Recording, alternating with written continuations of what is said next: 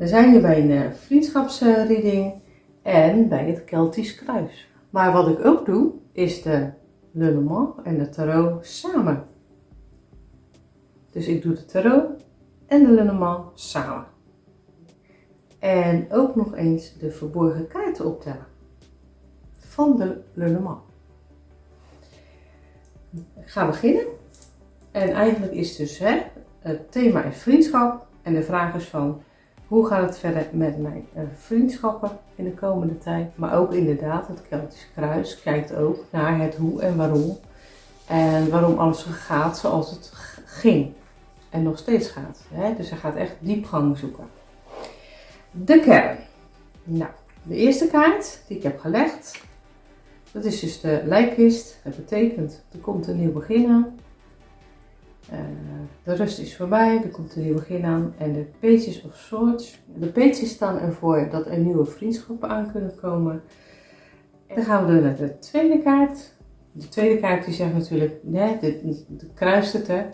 Dus dit is het probleem of obstakel. Nou, het probleem of obstakel is in dit geval de beer. Ja, wat het eigenlijk om gaat. Hè. De beer staat altijd voor hulp. En dat is eigenlijk het probleem. Tenminste, het kan het probleem zijn, want dit is natuurlijk een voorbeeldreading. Dit is het probleem dat eigenlijk de hulp die jij hebt gegeven altijd. Nou, de hulp, dat is wel een beetje waar je bang voor bent dat het weer gaat komen. En dat de vriendschap een beetje eenzijdig gaat worden. Jij bent degene die in vorige vriendschappen vaak superveel hulp hebt gegeven.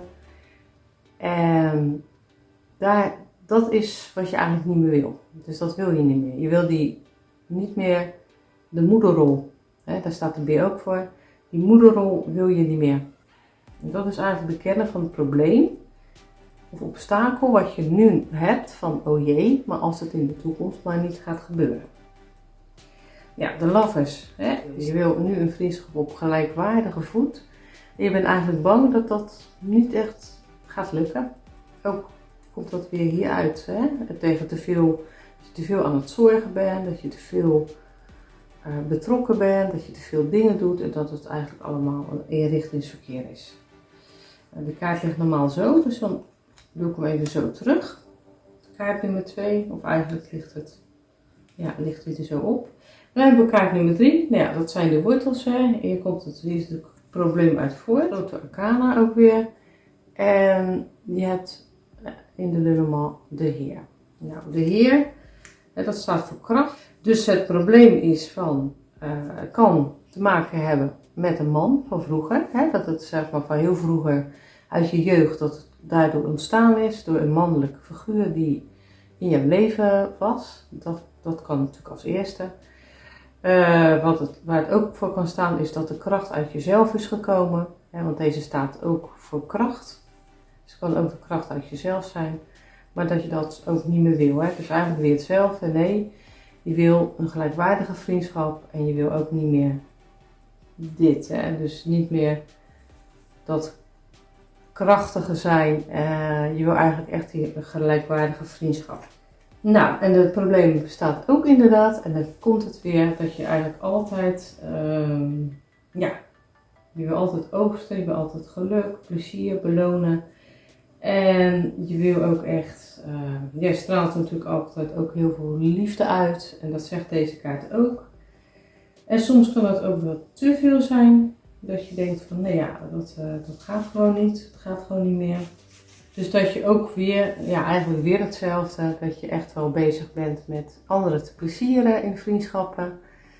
En dat je eigenlijk jezelf naar de achtergrond hebt geduwd. En dat het nu tijd wordt om dat anders te doen. Maar dat is in ieder geval, dat zijn de wortels. Waaruit het is ontstaan, het probleem. Dat je nu ook echt hebt afgeworpen, om het zo maar te zeggen. En dat je het ook niet echt anders wil. Nou, dan heb je natuurlijk een 4. Wat achter je staat. Dat is achter je ligt, dat is deze kaart. Eigenlijk ook iets wat je hebt geleerd. Nou, je hebt geleerd om wel die verbindingen aan te gaan. Wel op de manier zoals jij het wil. De schade en schande ben je wijs geworden. En je hebt ook wel geleerd om die moederrol ook echt achter je te laten. Dus dat is wel weer de sleutel naar de vriendschappen die je nu ontmoet. Die je hebt ontmoet sinds kort en die je ook gaat ontmoeten. Nou, deze, want je hebt natuurlijk ook weer de tarot. En deze kaart, dat is de zwaarde 6. In het verleden echt super hard gewerkt om alle blokkades eraf te halen. Om dat gewoon niet meer te doen. Overal van geleerd. Je hebt ook, het is nu echt een time-out. Je hebt ook een time-out gehad om dat allemaal voor elkaar te krijgen. En je bent ook bijgekomen. En het is nu echt van een beloning voor het harde werk. Dus je hebt echt super hard gewerkt om echt je veilig te kunnen voelen in vriendschappen. Je time-out om dat allemaal te verwerken. En dat is ook allemaal echt in het verleden gebeurd. Dus dat is allemaal mooi dat dat zo'n ontwikkeling heeft gehad. En dan ga je verder met 5. Nou, dat ligt dus boven. Hè? Dat is de kroon van het geheel. Ja, kan met een wens te maken hebben of met een doel. Nou, het doel is natuurlijk om alle blokkades echt te hebben verwijderd. Dan staat hier, want de kaart ligt andersom. Dus de blokkades, het is jouw doel en het is jouw een wens ook. Dat je echt alle blokkades hebt opgeheven. Dat is wat je heel, heel graag wil. En dan hebben we de staven 8. Ja, die zegt het ook, hè. Je wil echt dat die laatste loodjes voorbij zijn. Je wil dat je niet meer vastzit. Je wil dat je nieuwe vriendschappen weer gaat ontmoeten. Dat je nu niet meer vastzit. Dus dat het ook echt gaat lukken. En dat je niet bij nader inzien denkt van... Nou, het is me niet gelukt. Dan heb ik nog geen nieuwe vriendschappen erbij. Dus dat is ook wat het diep in je hart echt... Wat je graag zou willen.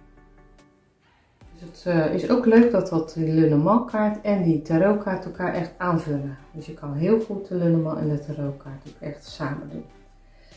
Nou, dit heeft te maken met dat je vriendschappen, want dit is in de toekomst. Dus een blik in de toekomst, dat gaat gebeuren. Nou ja, jij gaat dus vriendschappen die zich aandienen, die ga jij... Tenminste, vriendschappen, het zijn het nog niet, maar mensen die bijvoorbeeld reageren op jou. Stel je voor, je hebt een oproepje gedaan om vriendschappen te vinden op Facebook-sites of op andere kanalen of wat dan ook. En mensen reageren op jou en dan is het al heel snel dat je denkt, nee, laat maar, dat schiet niet op. Want stel je voor dat je heel veel van diepzinnigheid houdt. We gaan verder met kaart 7. En dat is het eigenlijk van hoe jij zelf tegenover jouw vraag staat. Dus dat is hoe jij het zelf vindt. Nou ja, bij jou is het eigenlijk van het glas vaker half leeg is dan half vol. Dat is een beetje jouw ding. Dat je denkt van, is het allemaal wel meer zonneschijn dan regen.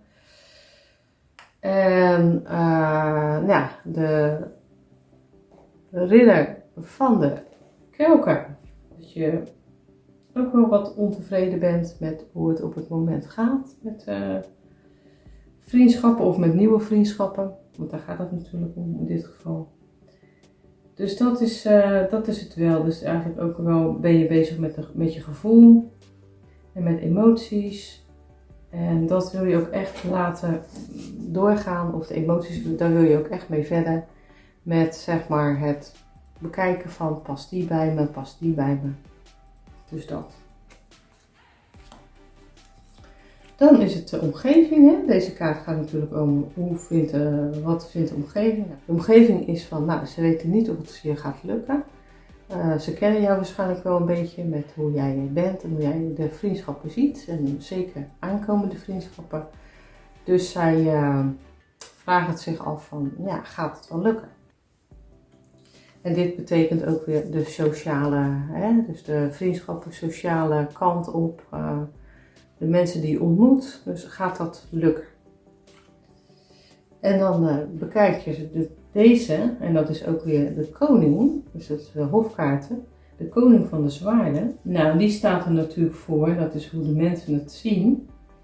En zo iemand die heel goed knopen kan doorhakken en ook bijvoorbeeld in probleemsituaties of in situaties. Dus wel iemand die heel snel kan handelen in bepaalde dingen en moeilijke beslissingen nemen. En hij is heel duidelijk iemand die wel en wat hij niet wil. Dat vinden ze ook van jou.